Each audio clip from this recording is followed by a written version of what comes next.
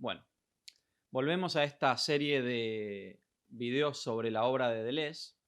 En este caso vamos a hacer una especie de resumen de El Anti-Edipo. Es uno de los libros más populares, más interesantes.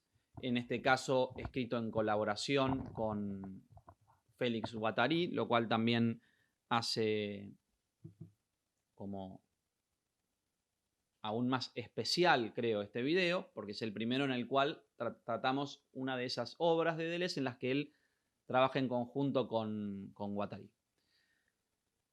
A ver, el Anti-Edipo. Vamos a hacer primero una descripción general y después una síntesis del libro entero. Creo que eso va a ser suficiente para como ayudarlos a entender por encima antes de meterse de lleno a leer algo así. Es un libro que a veces es un poco difícil, toca muchos temas y muchos autores que quizás uno no conozca, sobre todo dentro de la tradición psicoanalítica, pero también en la tradición antropológica, etc. Y al mismo tiempo lo hace en un lenguaje o en un código, en una poética propia, que es muy interesante, que parece desprendida de las ideas, de estas nuevas ideas que traen, que ponen sobre la mesa, traen también una nueva estética, una nueva forma de escribir libros de filosofía, entre otras cosas, ¿no? Y de pensar la idea libro, etc. Así que es interesante por muchos lugares, formalmente, a nivel contenido. Es un libro apasionante y un libro difícil de leer, que encima tiene una segunda parte que es aún más como larga y difícil, pero muy también divertida y creo que muy útil. Es muy importante su lectura para el momento que estamos viviendo ahora y creo que producto de su lectura estamos en parte en el momento que estamos ahora, ¿no? A nivel ideológico, político, un montón de cosas que están pasando hoy en día, así que es un libro que yo les diría hay que leer. Ahora, descripción general. Podríamos describir El Anti-Edipo como un libro revolucionario escrito por Deleuze y Guattari. En la década, se escribe como fines de la década del 60, se publica principio de la década del 70, creo que en el 72, si no me equivoco. En Argentina, o en español, llega por primera vez en el 73, en la primera edición. Ahora, bueno, Deleuze, ya lo saben, es un filósofo. Por si no saben quién es Guattari, podríamos definirlo como un analista, psiquiatra, filósofo, semiólogo. Es una de esas personas que, así como Deleuze también como mezcla un montón de saberes, sobre todo Guattari lo podemos caracterizar como un analista o como quizás como un psiquiatra de origen lacaniano. Creo que participó de algunos seminarios de Lacan y por más que creo que Lacan se enojó un poco cuando salió este libro, creo que es una gran valoración de la obra de los psicoanalistas, que es, digamos, una de las ciencias más importantes de final del siglo XIX, siglo XX, ¿no? Ahora, el Anti-Edipo se divide en 4 grandes capítulos. Vamos a trabajar esos 4 capítulos uno por uno y dar un poco por encima, tratar de resumir todos los temas que tocan. Obviamente, esto no es imposible dar todos los temas porque creo que lo más interesante que tiene de Deleuze, que tienen en este caso Deleuze y Guattari y la obra de Deleuze en general, es lo compacto de sus ideas. Cada párrafo tiene una o más de una idea, un concepto que hay que entender y que obviamente están vinculados entre sí, pero cada párrafo es denso y dice algo nuevo. No están ahí, no se toman tanto tiempo para desarrollar las ideas a través de ejemplos, etc. Son libros donde están expresando ideas muy, muy complejas. Cada párrafo es como una ecuación que hay que entender, básicamente. Así que estos capítulos, este resumen de los capítulos, espero que sea útil para alguien que quiera abrir el libro y ponerse a leer. Creo que, por otro lado, yo estoy haciendo una serie, lo voy a poner acá arriba, una serie sobre Guattari, sobre todo sobre el último libro de Guattari que se llama Caósmosis, una serie sobre Guattari y la subjetividad, que también sirve, toda esa serie, que todavía la estoy produciendo en este momento, la estoy armando, pero que ya tiene 2 videos y dentro de poco voy a sacar un tercero. Esa serie sirve mucho, me parece a mí, o en todo caso a mí leer ese libro me ayudó mucho a bajar a tierra un poco algunas cosas del Antiedipo. La serie sobre Guattari también puede, digamos, Guattari en sí mismo también es difícil de leer, pero es un librito más corto, Caosmosis. Entonces, leer Caosmosis o ver estos videos míos sobre Caosmosis son una buena manera de entrar a este bloque, a este bodoque enorme de conceptos que es el Antiedipo y 1000 mesetas, que va a ser la continuación, de la cual en algún momento también haré algún video, ¿no?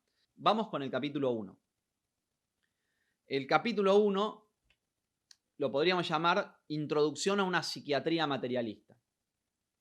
En realidad es una introducción al Antiedipo, donde, digamos, es casi como una obra de vanguardia filosófica, más allá del contenido, digo, a nivel formal, donde es muy difícil, donde hay una especie de collage de cosas, donde incluyen poesías vanguardistas, ideas como muy locas, juegos de palabras.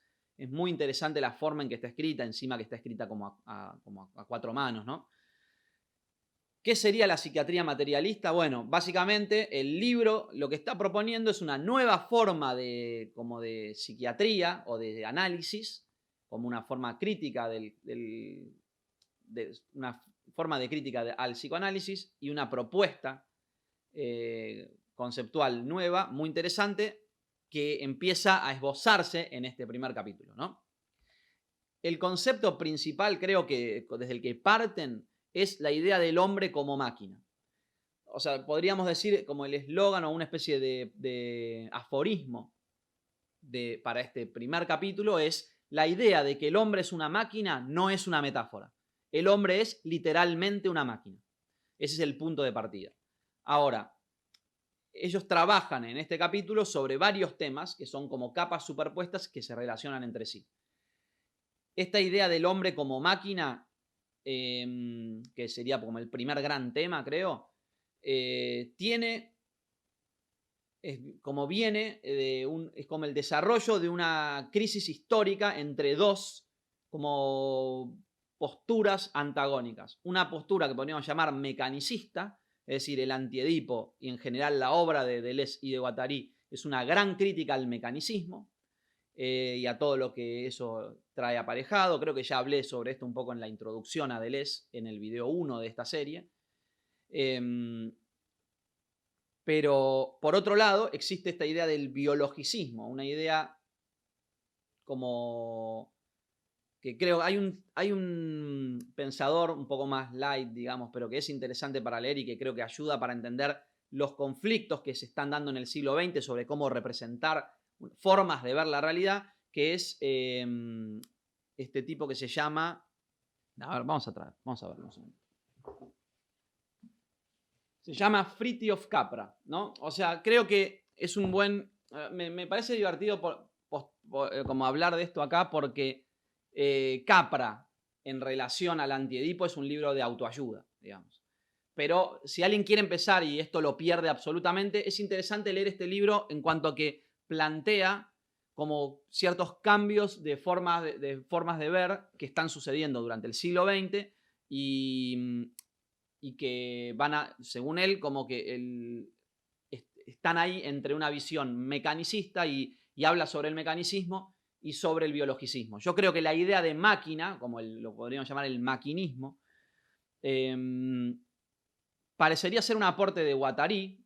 A veces no es claro de dónde salen las ideas, es muy interesante la forma en que trabajan juntos, pero esta idea del hombre como máquina es un concepto que para mí trasciende esta dualidad como mecanismo y biologicismo, o sea, lo biológico como una máquina compleja. En el pliegue se trabaja mucho también sobre este tema.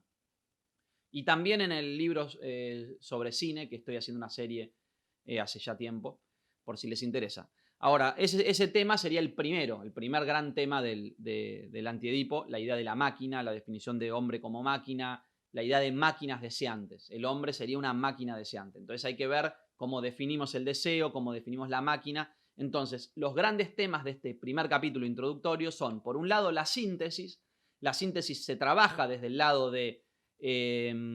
básicamente, la primera idea es la idea de que la síntesis, digamos, la producción, registro y consumo, que son los que ellos lo comparan con 3 grandes síntesis la síntesis casi como producción, son una sola y misma, como un solo proceso que se da al mismo tiempo, no son esferas separadas. Ese sería como uno de los primeros como, aforismos también, un segundo aforismo del primer capítulo. ¿Qué significa esto? Bueno, es complejo y hay que leer el libro. En algún momento voy a hacer una serie sobre el anti-Edipo. Este concepto de síntesis, digamos, lo que habría que decir, tiene como fondo a una idea kantiana, ¿no? Es una crítica y la estructura de subyacente en el primer capítulo está vinculada con esta idea de síntesis de Kant. O sea, básicamente es como si fuera una capa por sobre la crítica de la razón pura de Kant. Por otro lado, esta idea de producción deseante, la relación entre la síntesis y la producción, y la idea de producción deseante, la idea del deseo como algo productivo. Hay una crítica también en el libro de la idea, digamos, para decirlo muy sencillo, hay la tradición psicoanalítica pone al deseo como el llenado de una falta, como relacionado a una falta, a un faltante, y ellos postulan una idea del deseo como algo, no un llenado de una falta, sino como una producción.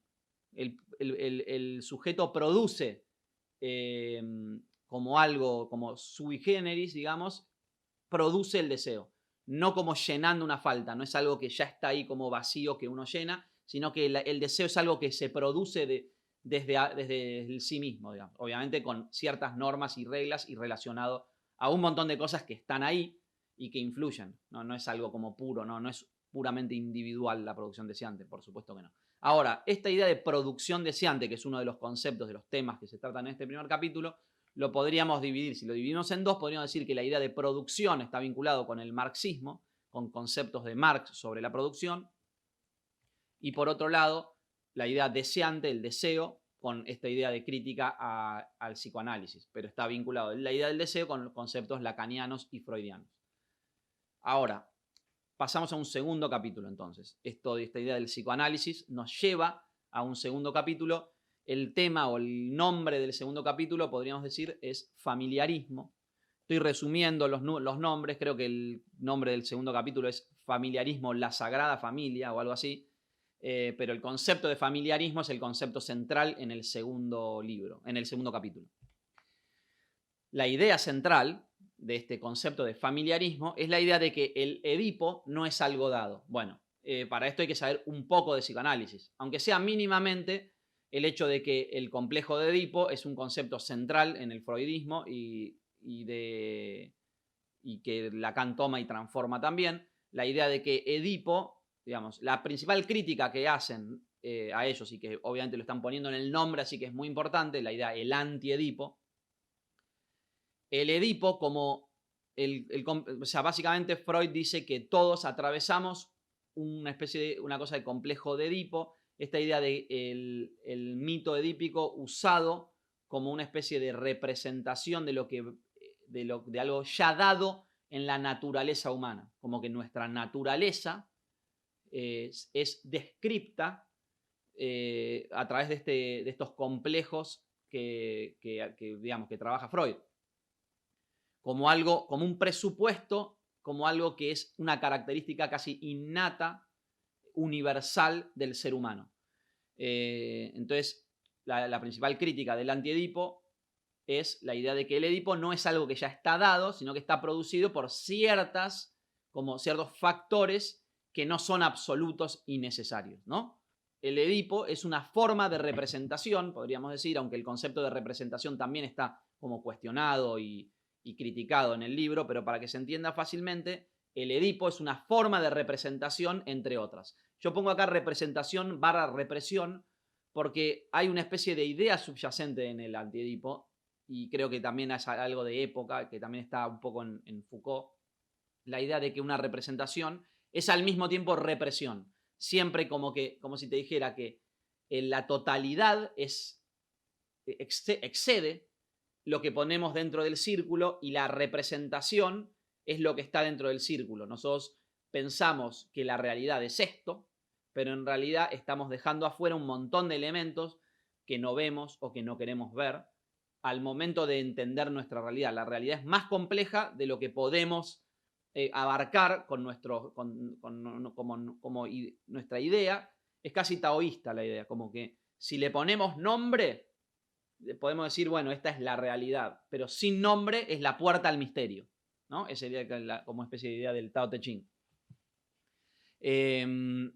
Entonces, el familiarismo está vinculado con esta idea. Básicamente, el familiarismo es una forma de representación. La idea de lo que ellos llaman el papá-mamá.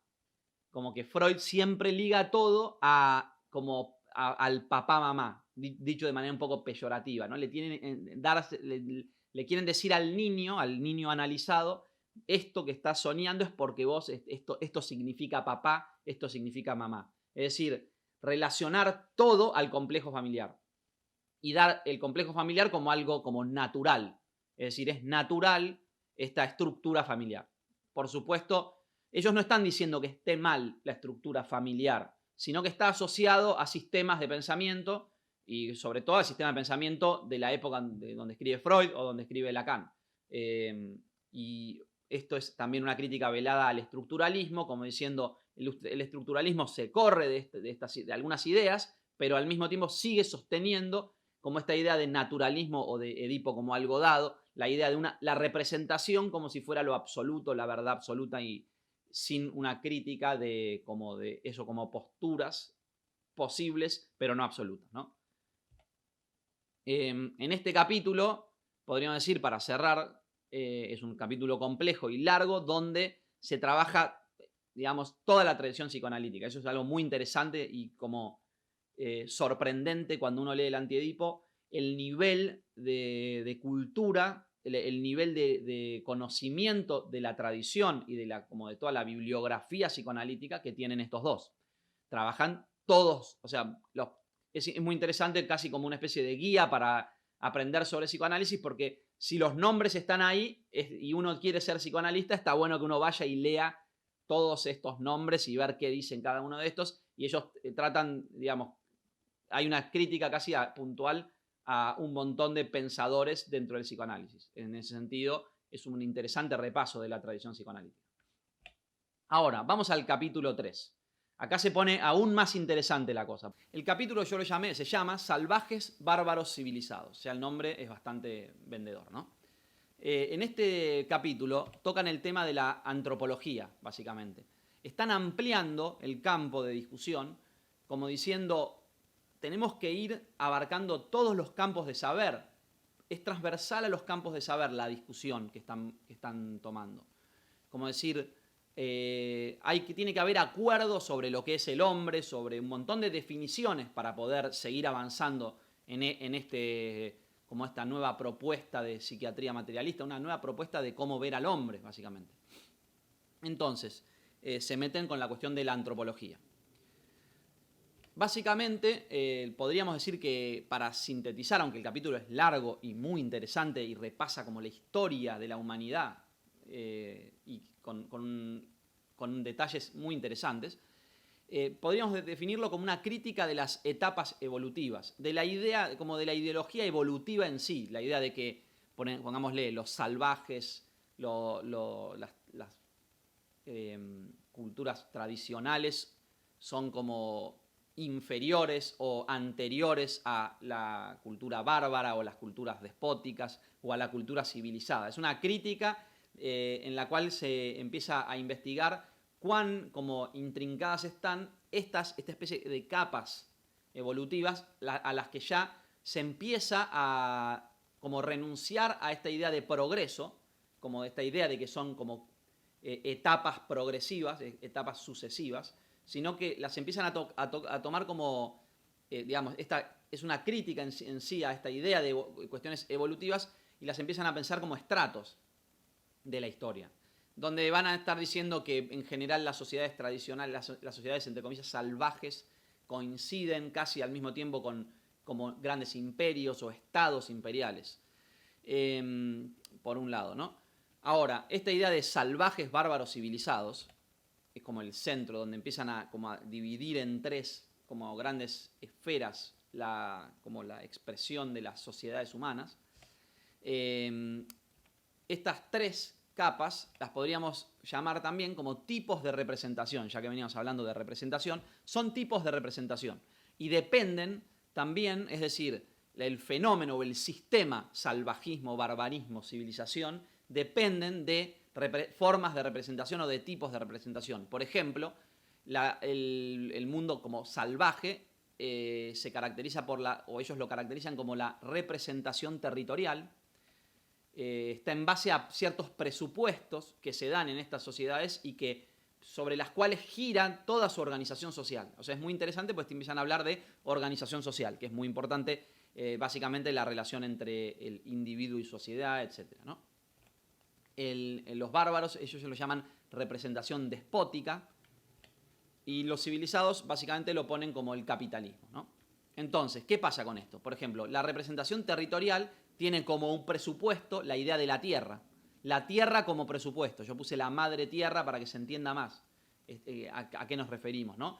Damos la tierra como lo dado, ¿no? La madre tierra como lo dado. En la representación despótica, por ejemplo, se pone como su presuposición a esta idea del déspota como gran dueño, ¿no? Pongámosle, el faraón es el gran dueño de todo Egipto, de todo el imperio egipcio, y es el gran ordenador de la cultura. Entonces todo está relacionado bueno, el despotismo surge de eso. Damos como presupuesto que el rey es el dueño, el déspota que manda porque es el dueño. Eso es nuestra presuposición. Somos como especie de esclavos de ese líder, de este gran jefe. Hay un interesante paralelismo en relación al despotismo y la escritura, donde la letra y la relación de la letra con la ley, obviamente esto excede este tipo de videos, pero es muy interesante, este capítulo es muy interesante, hay muchas ramificaciones que son muy útiles para pensar el hoy en día y para pensar la relación entre cultura oral y cultura escrita. Tienen un gran bagaje y una gran inteligencia para este análisis, incluso aunque uno pudiera estar en desacuerdo con un montón de conceptos que están trabajando, el nivel, la precisión con la que trabajan los textos y la imaginación, lo ingenioso de las ideas, hace que valga la pena incluso para alguien que no esté como para nada de acuerdo, que no le interese la forma de pensamiento de Deleuze Guattari, ¿no? Por otro lado, el capitalismo da como presupuesto el capital, es decir, podemos decir que el capital es un presupuesto, es decir, en tanto que damos por sentado la existencia del capital, el sistema capitalista funciona. Ahora, es como que una vez que aparece este sistema, es muy difícil dejar de creer, porque hay algo que la creencia produce realidad. Y eso tiene que valer para los otros sistemas que por ahí nos parecen más ajenos. En el despotismo, la creencia produce la realidad. Entonces, una vez que la realidad está ahí, es difícil dejar de creer. Por eso son procesos muy largos.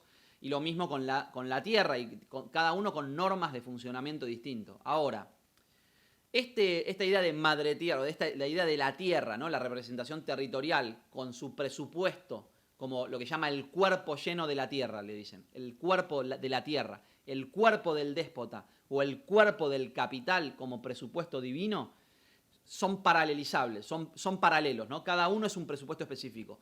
Y a esto lo llamamos el socius. Este sería como un gran personaje, de golpe aparece en la escena un personaje muy interesante que se llama el socius. El socius, ¿qué será el socius? Es algo muy importante que ellos están definiendo acá.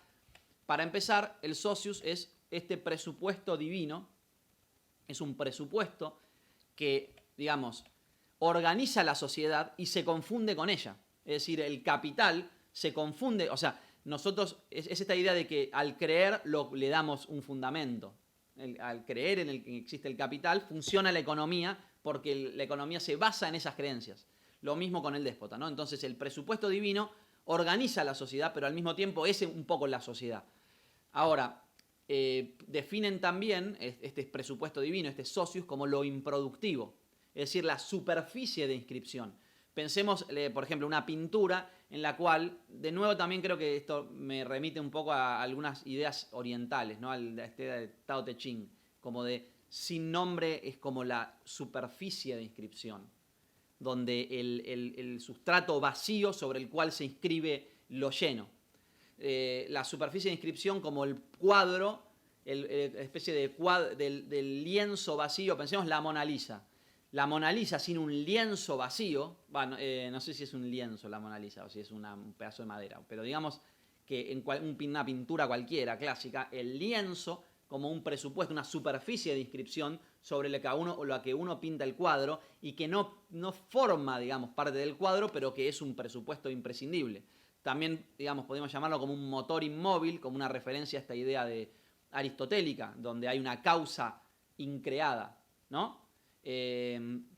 Entonces, esta idea de lo improductivo que permite la producción.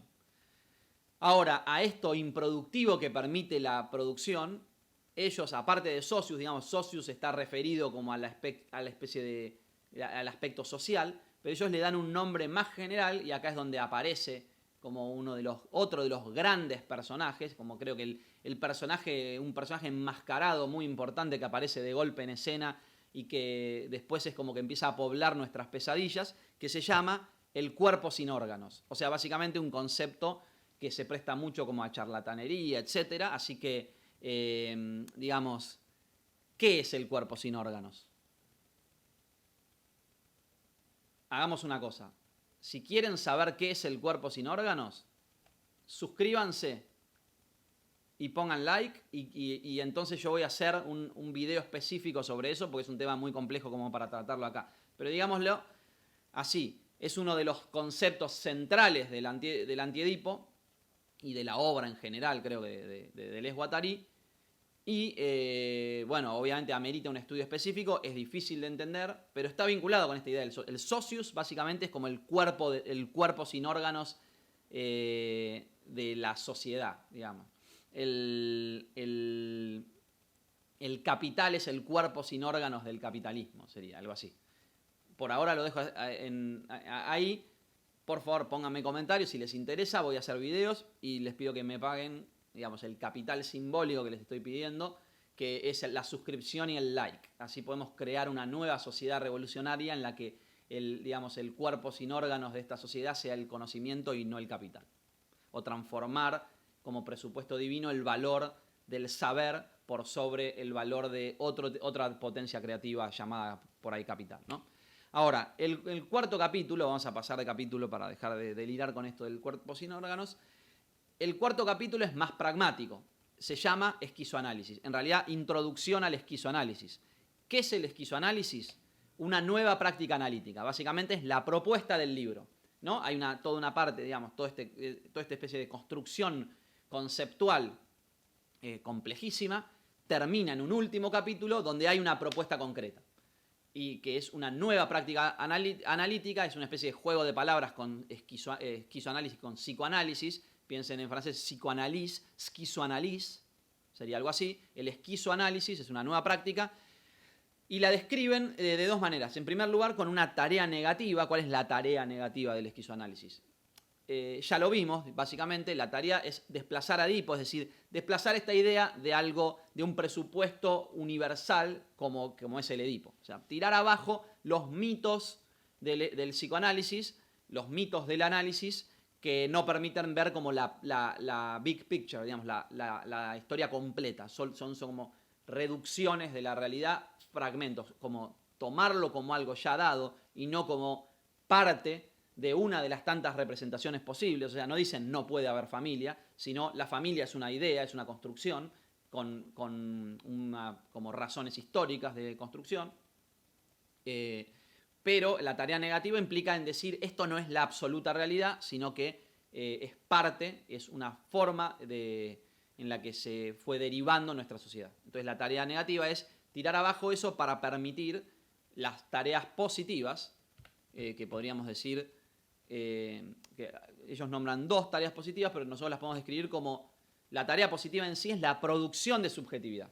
Es decir, si bien en la tarea negativa, es decir, la subjetividad no es algo ya dado, impuesto y universalmente impuesto, sino algo que tenemos que construir, que podemos construir, entonces la tarea positiva es la producción de subjetividad. Como ya les dije, recuerden el video sobre, que lo dejo acá también anotado en la descripción abajo del video, tengo una serie entera sobre Guattari y la relación de la producción de subjetividad. El primer video habla específicamente sobre este tema, sobre producción de subjetividad, y desarrolla un poco más sus ideas. Ahora, estas tareas positivas, como dije, son 2, se relacionan a la producción de subjetividad y también las voy a sintetizar. Los invito a leer el libro. Cada vez, a medida que se avanza, es cada vez más complejo porque hay que haber entendido primero también algunas cosas, así que tampoco es tan fácil hablar de este capítulo, pero podemos sintetizarlo o, por el momento, reducir estas tareas positivas a 2 tareas, básicamente la producción de subjetividad a nivel personal y a nivel social. Ahora, esta idea de lo personal y lo social se pone en crisis a través del libro y se trabajan formas de poner en crisis esto y se crean nuevos conceptos que trascienden la idea de persona, porque la idea de persona todavía está ligado a conceptos tradicionales que el libro en sí mismo trata de tirar abajo, de cómo uno se representa a sí mismo, etc. Entonces ellos como que usan unos nuevos conceptos que también son como personajes del libro y que son, o por lo menos como una especie de nuevos conceptos interesantes del libro, que es como lo molecular y lo molar. La representación molecular, la representación molar. Un poquito sobre esto. Básicamente los polos, o sea, por los que se mueven estos conceptos de lo personal y lo social, están vinculados también a patologías, a famosas patologías trabajadas por los psicoanalistas y por la psiquiatría en general. El polo esquizofrénico y el polo paranoico. ¿En qué consiste esto? Bueno, básicamente se liga lo molecular a lo esquizofrénico, es decir, a lo ultrapersonal.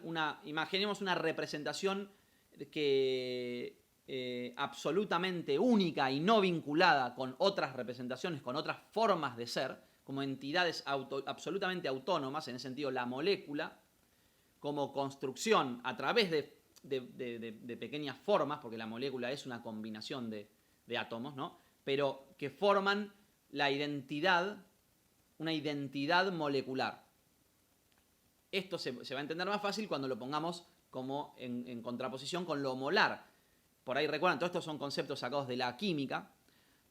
Un mol de sustancia es una cantidad X de sustancia, creo que es el número de Avogadro, no sé, es como un número a la treceava potencia, como una cantidad de moléculas, muchísima cantidad. Un litro es un mol de agua, por ejemplo. Un mol de moléculas de agua es un litro. Entonces son un número seguido de 13 ceros, un 1 seguido de 13 ceros más o menos. La cantidad de moléculas. Entonces es la idea de la molécula como única, como producción única de identidad, y lo molar como lo que permite la idea de agua, porque uno no puede tomarse una molécula de agua, solo puede tomar un mol de agua, un poquito menos, pero digo, un fragmento de una cantidad significativa de agua. Entonces, lo que en realidad conocemos como agua está más cerca de lo del aspecto molar del agua que el aspecto molecular. Y el aspecto molecular es la unicidad de esa molécula. Entonces, cuando una persona es molecular, es una persona como se acerca como al esquizofrénico, casi como aislado de la sociedad. Pongámosle, el lenguaje es muy difícil que esté vinculado a lo molecular, porque si uno habla un lenguaje molecular, nadie lo entiende. En cambio, lo molar permite lo social, porque permite digamos, como compartir ciertas normas que si no las compartimos no podemos ponerle comunicarnos. Entonces, estos polos son polos porque son idealizaciones, no se puede ser absolutamente molecular ni absolutamente molar. Pero digamos que muchas veces el esquizofrénico, y acá es donde también entra la idea de Artaud, muchos conceptos en los cuales la idea del cuerpo sin órganos viene de él, de Artaud, la idea de la personalidad única que no se deja atrapar por el, y que como que no puede ser como categorizado dentro de un bloque social, y por otro lado, las grandes como movimientos molares, como grandes, por ejemplo, el fascismo podría pensarse como un gran movimiento molar, donde se aúna, el uno se transforma como en un complejo social, o el colectivo. Los colectivos son molares, pero también podrá haber colectivos más moleculares, donde hay pequeñas agrupaciones minoritarias. Lo minoritario está vinculado con lo molecular, por ejemplo. Entonces, trascienden esta idea de lo personal, como el yo, etcétera, y lo social, lo trascienden a través de unos conceptos que engloban más posibilidades y que son más como tensiones sobre una superficie en donde uno puede ser más de una cosa o de otra. Con esto vamos a cerrar, digamos, esta es la práctica, digamos, analítica, consiste en la producción de subjetividad y en la crítica de las imposiciones externas sobre lo que debe ser, pero también una especie de negociación entre lo social y lo personal. Así que con esto, digamos, cierra el Anti-Edipo, que tendrá una segunda parte, donde es como que los conceptos dados en este libro estallan y se empiezan a trabajar según diferentes campos del saber. Lo que llaman 1000 mesetas. Por eso el libro, la segunda parte, él continuará, digamos, en un libro llamado 1000 mesetas, que es el capitalismo y la esquizofrenia, segunda parte. Así que en algún momento haré un video sobre esto. Por ahora, suscríbanse, así les llegan notificaciones, etcétera, y me ayudan a mí a poder seguir haciendo videos. Muchas gracias.